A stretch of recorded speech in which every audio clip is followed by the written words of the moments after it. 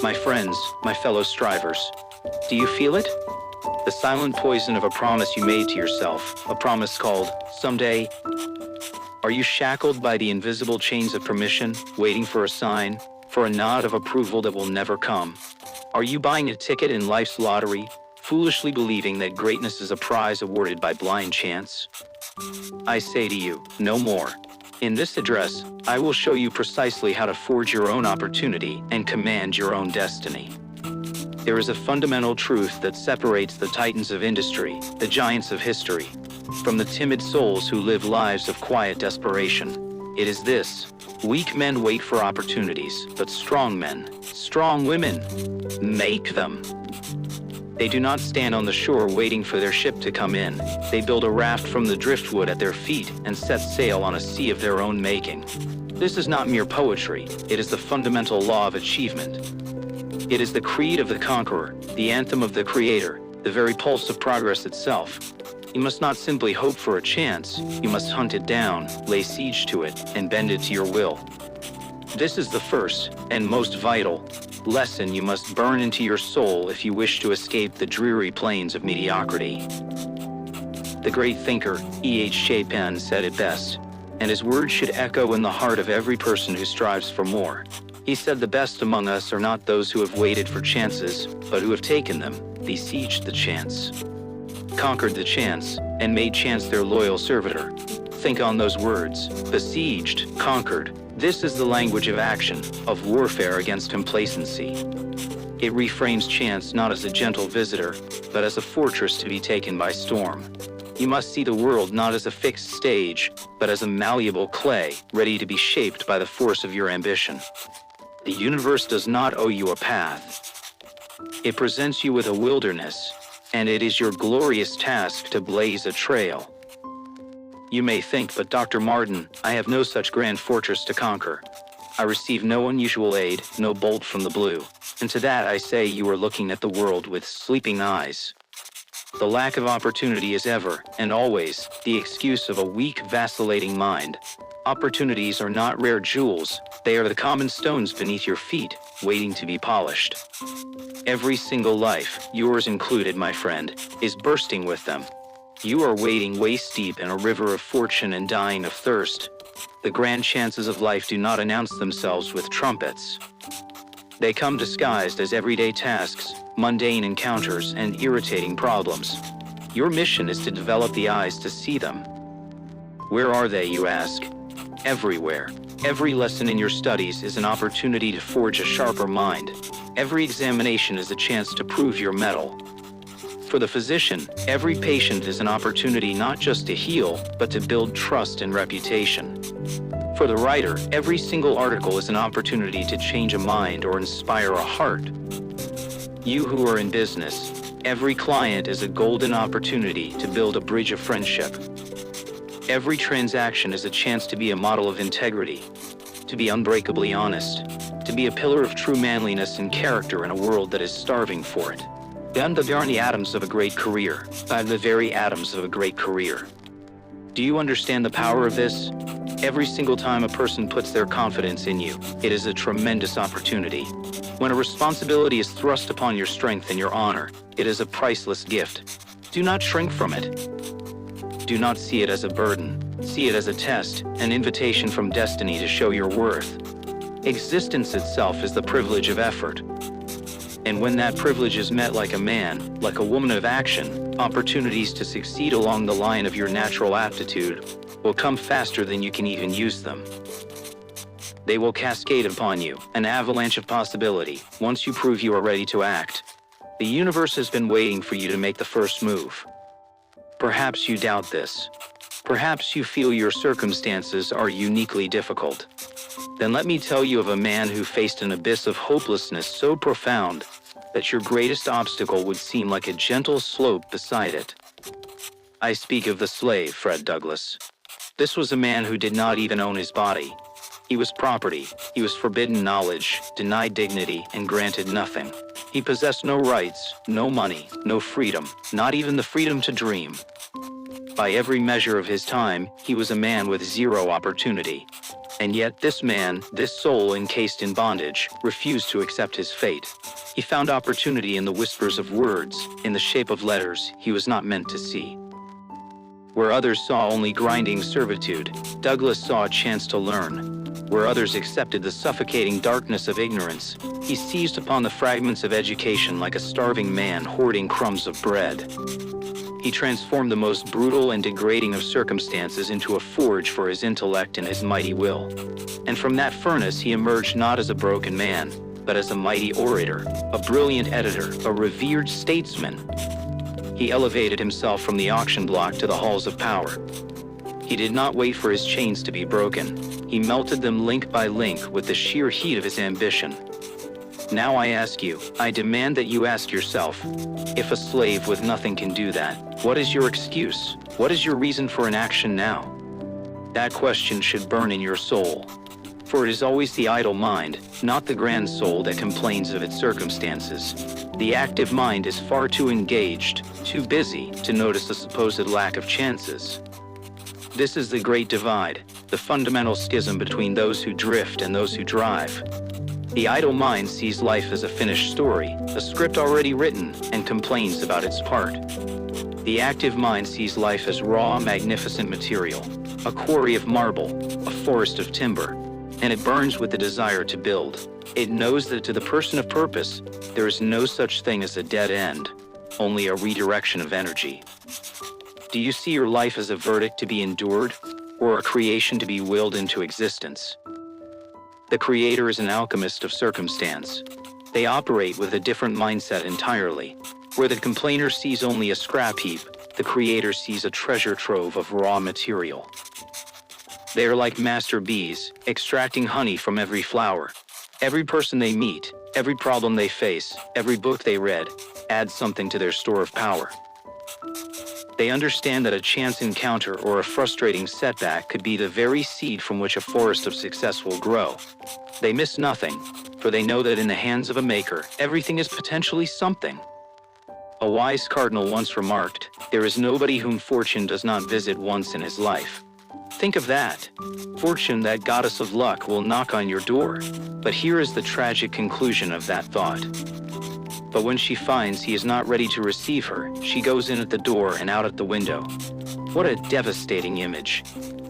The opportunity of a lifetime arrives, inspects your workshop, finds it dusty, finds the tools rusty, finds the master asleep, and simply leaves. It does not wait. It does not reschedule. It vanishes.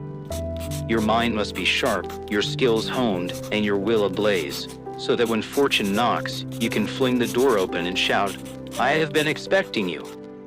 Let us examine the lives of the giants. Look at Cornelius Vanderbilt. He saw his opportunity in the steamboat. He did not invent it, but he recognized its raw, untamed power. He felt its potential thrumming in his bones. And so, to the absolute astonishment of all his friends who saw him as a success already, he abandoned his prosperous sailing business for what seemed a mad gamble. He took command of one of the very first steamboats for a meager salary. Why? Because he did not see the small salary. He saw the colossal future. He was willing to take one step back to position himself for 100 steps forward. He had the vision to see the acorn and know, with absolute certainty, that it would become a mighty oak. But his genius did not stop at vision. It was coupled with audacity. At the time, two men, Livingston and Fulton, had been granted the sole right to navigate the waters of New York by steam. A monopoly, an impenetrable wall, most would say. They would sigh, "Ah, what a shame, the opportunity is locked away." But Vanderbilt looked at that law, that barrier, and his soul roared with defiance. He believed the law was unconstitutional, an affront to progress and free enterprise. So he did not petition, he did not beg, he defied it. He ran his steamboat in their waters, challenging the monopoly head-on, until that unjust law was finally repealed. He did not wait for the door to be unlocked. He kicked the door down. He soon became a steamboat owner, then a fleet owner. And when the government was paying a fortune, a massive subsidy, for another company to carry the European mails, Vanderbilt saw yet another chance. He did not ask for a piece of the subsidy. His thinking was grander, more disruptive. He went to the government and made a stunning offer. "I will carry your mail for free," he said, "and I will give you better, faster service." His competitors, reliant on the government handout, could not compete. His offer was accepted, and with that masterstroke, he built an enormous freight and passenger traffic. He understood that sometimes the greatest profit comes not from taking the money, but from seizing the market itself. And was he satisfied then? Never. A true maker of opportunities is a perpetual motion machine of ambition. With his empire of steamships established, many men would have retired to a life of luxury, content with their victory. But Vanderbilt's eyes were not on his ledger, they were on the horizon. He foresaw the future of railroads, the iron arteries that would pump lifeblood into a growing nation, connecting coast to coast. He plunged into this new domain with the same ferocious energy, buying up lines, consolidating chaos into order, and laying the foundation for a second, even grander empire. He proved that today's conquest is merely the platform for tomorrow's ambition. He never stopped, because for the creator, the finish line is a fiction. The only true destination is progress itself. Or consider the story of young Philip Armour, a name synonymous with American industry. Did he inherit his fortune? No. Oh.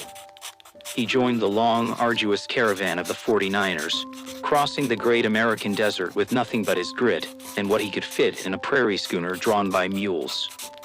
There was his first opportunity, brutal, back-breaking work in the mines of California. But unlike so many others who squandered their findings, he saved his gains. He was disciplined. He worked, he gained, and he saved until he had enough to start a humble grain and warehouse business in Milwaukee. The first lesson of opportunity is this: you must be a faithful steward of the small chances before you are ever granted a large one. He built his business for 9 years, making a respectable fortune. But his great, defining opportunity came not from grain, but from foresight. It was 1864, the heart of the Civil War. General Grant gave his famous order, "On to Richmond." To most, this was merely a military command, a newspaper headline. But to Armour's mind, it was a thunderclap of possibility. He connected two seemingly unrelated dots: a military offensive and the price of pork. He knew with an electrifying certainty that if Grant and Sherman crushed the rebellion, the war would end, demand for provisions would plummet, and the price of pork would collapse. While others saw war, he saw the market's future. One morning, seized by this vision, he knocked on the door of his partner, Plankinton. "I am going to take the next train to New York," he declared, "to sell pork short." He was going to bet his fortune on the future price fall. This was his moment. This was his opportunity. He went to the great hub of finance, New York City, and began offering pork in massive quantities at the high wartime price of $40 a barrel. It was eagerly taken. The so-called shrewd speculators on Wall Street, the supposed experts, they laughed at this young man from the West. They told him he was a fool, that the war was far from over, that pork would soar to $60 a barrel. But Armour did not flinch. He did not bow to their wisdom. He trusted his own analysis. He kept on selling. Meanwhile, on the battlefields, Grant continued his inexorable advance. The rebellion's grip began to weaken, and then Richmond fell. Just as Armour had foreseen, the Confederacy collapsed, and with it, the price of pork plunged to $12 a barrel. The speculators who had laughed were ruined. And Philip Armour, the man who saw the signal amidst the noise, who acted with audacious courage on his conviction, cleared $2 million. A fortune made not by luck, but by the magnificent fusion of information, foresight, and nerve. And what of John D. Rockefeller? He saw his opportunity not in war or transport, but in a simple, universal need. He saw a vast country with a growing population living in semi-darkness, their homes lit by flickering, dangerous, and inefficient lamps. The raw material, petroleum, was plentiful. It was gushing from the earth. But the refining process was so crude, so primitive, that the resulting product was of poor quality and not entirely safe. Others saw oil. Rockefeller saw light. He saw a colossal market waiting for someone to provide a safe, reliable, and affordable product. The opportunity was not in the oil itself, but in its refinement. Here was his chance. Did he wait for a massive inheritance or a government grant? No. In 1870, he took into partnership Samuel Andrews, a humble porter from a machine shop where they had both worked. Why Andrews? Because Andrews had discovered an improved process for refining. Together they started with a single barrel still, a $1,000 operation. From that minuscule beginning, they focused with religious zeal on one thing: quality. They made a superior grade of oil, and because it was better and safer, they prospered rapidly. The lesson here is profound. You do not need to invent the entire industry. Sometimes, the greatest opportunity lies in making a critical part of that industry 10% better. The venture grew. They admitted a third partner, a Mr. Flagler. But soon Andrews, the technical genius, became dissatisfied. He wanted out. Here, Rockefeller faced a crisis that could have splintered his growing enterprise. But in crisis, the strong man sees opportunity. What will you take for your interest? Rockefeller asked his disgruntled partner. Andrews, perhaps in a moment of pique, carelessly scribbled on a piece of paper, $1 million. A staggering sum at the time. An amount that would have terrified a lesser man. It was a test of Rockefeller's faith in his own vision. Did Rockefeller haggle? Did he complain? Did he hesitate? No. Within 24 hours, one single day, he handed Andrews the full amount, a certified check for $1 million. And as he did, he said something that reveals the mind of a true titan. Cheaper at $1 million than 10. He wasn't just buying out a partner. He was buying absolute control of a future he saw with perfect clarity. He knew that the $1 million he spent today would be a pittance compared to the hundreds of millions the company would be worth tomorrow. This is the courage of the creator, to pay any price to secure the vessel of your vision. And what was the result of that courage, that vision? In 20 short years, the business of that little refinery, that $1,000 still, had grown into the mighty Standard Oil Trust, capitalized at $90 million. With stock that gave it a market value of over $150 million. From a single barrel to an industrial empire that lit the world. It is a story that should thunder in the ears of every person who thinks their beginnings are too small, their resources too meager. The size of your starting capital is irrelevant. What matters is the size of your idea and the ferocity of your will to execute it. But these stories of Vanderbilt, Armour, and Rockefeller, they are illustrations of seizing opportunity for the purpose of making money. And that is a fine and noble thing when done with integrity. But I say to you, my friends, that you must not limit your conception of opportunity to the mere amassing of riches. For a new generation is rising, a generation of electricians and engineers, of scholars and artists, of authors and poets. And for them, opportunities for doing something far nobler than making money are as thick as thistles in a summer field. They are everywhere, waiting for a mind keen enough to see them and a heart brave enough to pursue them. For what is wealth? Truly, wealth is not an end to strive for. It is not the climax of a person's career. It is not a crown of final achievement. No, wealth is an opportunity. It is a tool. It is leverage. It is a means to a greater end. The purpose of accumulating power and resources is to give yourself the freedom and the ability to tackle bigger problems, to create more profound beauty, to fund discoveries that will elevate all of humanity, to build institutions that will outlive you and continue your work. To mistake the tool for the task is the ultimate folly. The real prize is the good you can do with the strength you have acquired. Think of the modern world. A young programmer sees not just code, but an opportunity to solve a universal frustration.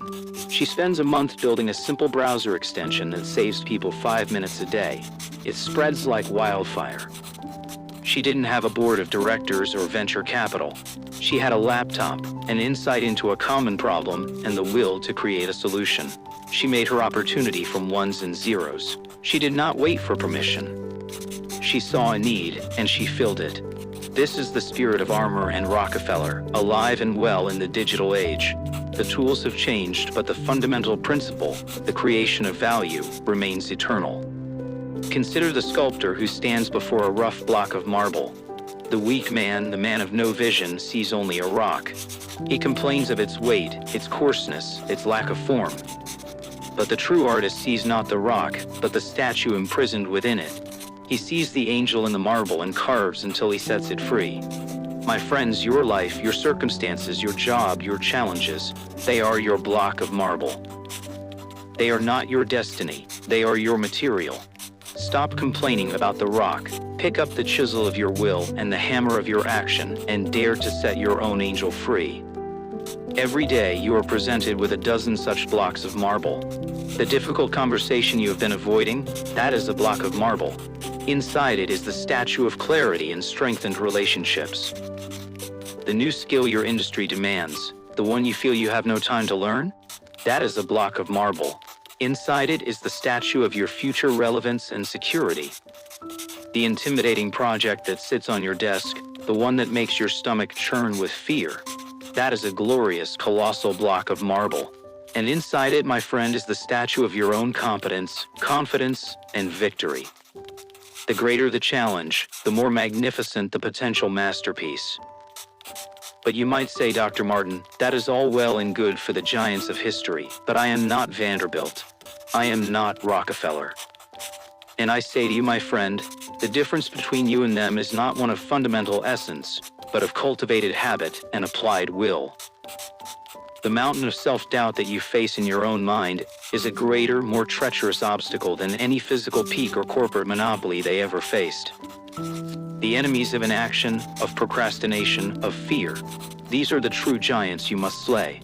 The very same grit that conquered the Alps, that defied monopolies, that foresaw the fall of Richmond, is the very same force you must summon now to conquer the territory of your own heart. Do not tell me the opportunities are different today. Of course they are, and they are more plentiful than ever before. Vanderbilt had to build a steamboat. You have the power of the entire internet in your pocket. Rockefeller needed $1 million to secure his vision. You can start a global business from your kitchen table with almost no capital. The barrier to entry has never been lower, but the barrier of self-belief has never been higher. Every email you hesitate to send is your constitutional law to be defied. Every course you fail to start is your unrefined petroleum. Every great idea you keep to yourself is your pork that you failed to sell short. Your battlefield is right here, right now. The neuroscience of today affirms what the sages have always known. Every time you act in the face of fear, you forge a new neural pathway. You are literally rewiring your brain for courage. Every time you choose action over hesitation, you release a cascade of chemicals that rewards effort and builds momentum. You are creating a biological snowball of success within your own mind. The men we have spoken of today did not have this scientific proof, but they lived it instinctively. They knew that action begets action, that courage is a muscle, and that the first difficult step makes the journey possible. Stop waiting for the feeling of readiness. Act to create the state of readiness. So how do you begin this rewiring? How do you become the bee that extracts honey from every flower? You start small. Today, when you deal with a customer, find one extra opportunity to be exceptionally kind or helpful. Tonight, instead of numbing your mind with distraction, take 30 minutes to read one chapter of a book that will sharpen your skills. When you meet a new person, don't just exchange pleasantries. Ask a thoughtful question and truly listen to the answer. These are not grand gestures. They are the daily push-ups for your soul. They are the small hinges upon which the great doors of destiny swing. Build the habit of seeing and seizing the small, and the large will inevitably follow. Remember, existence is the privilege of effort. Life is not a spectator sport. The universe does not reward your intentions, it rewards your actions. It does not pay for your ideas, it pays for your execution. There are thousands of people with ideas just as brilliant as yours. The only one who succeeds is the one who gets out of his chair, walks into the workshop of the world, and begins to hammer, to saw, to build. You have been given the most glorious gift of all. A mind that can think, a will that can choose, and a day in which to act. Do not profane that gift by waiting. Do not insult your Creator by burying the talent He gave you. And now, the battlefield narrows. It is no longer in the history books, no longer in the stories of titans. The field of action is inside your own mind, in the quiet moments of decision you face 100 times a day. It is the war between two voices. One is the voice of comfort, of lethargy, of tomorrow. It is the siren song of the weak will, whispering, "It's too hard, it's too tired, the risk is too great, wait." The other is the voice of your destiny, a quiet but persistent drumbeat urging you to rise, to strive, to become. It speaks of the deep, soul-satisfying joy effort and the pride of self-mastery. Every moment you choose which voice to feed. Every choice is a vote for the person you are becoming. You must understand this modern truth. Inaction has a price. It is not a neutral state. It is an active form of self-sabotage, and it levies a vicious tax upon your future. Every time you choose to wait, you pay. You pay with the currency of lost time, a coin that can never be recovered. You pay with the compound interest of regret, which grows heavier each year. You pay with the erosion of your self-respect, a foundation that becomes weaker with every broken promise you make to yourself. Compare that to the price of action. Yes, action requires courage. It requires effort. But that is a one-time payment for an asset, skill, progress, confidence, that pays you dividends for the rest of your life. Which price are you more willing to pay? So let us return to that most vital image, fortune knocking at your door. How then, do you make yourself ready for her arrival? You do not need to wait for a grand vision. You must simply begin the work of a master craftsman in your own workshop. Today, you organize your tools by reading a challenging book. You sweep the floors of your mind by discarding a limiting belief. You sharpen your chisels by practicing a difficult skill, even for just 15 minutes. You turn on the lights by asking for help from a mentor. You prepare your character to be so solid, your skills so sharp, your mind so alert, that when the faintest knock of opportunity comes, you are not startled from sleep, but are already at the door, apron on, tools in hand, ready to work. My friends, my fellow strivers, the time for analysis is over. The moment of truth is upon you. Every story, every lesson, every principle we have discussed today boils down to one single monumental choice that you make in every hour of your life. It is the choice between being a creature of your circumstances or the creator of your circumstances. The creature is pushed by the currents of life, complains about the weather, and accepts the destination it is given. The creator raises a sail, harnesses the wind of whatever weather it finds, and charts a course for a destination of its own choosing. This is not a choice you make once. It is the choice you make now, and now, and again now, and again now. And now, my friends, the charge I give to you is an intensely personal one. The time for passive listening is over, and the time for glorious action is upon you. This cannot be a mere intellectual exercise, a pleasant hour spent with inspiring thoughts. This must be a turning point, a declaration of war on your own complacency. You must leave this place not as an audience member, but as a recruit enlisted in the grand army of those who make things happen. I am charging you to become a creator of your circumstances, not a creature of them. This is your moment of decision. Will you continue to wait for fortune, or will you stand up right now and begin to build it with your own two hands? I want you to make this real, to make it binding.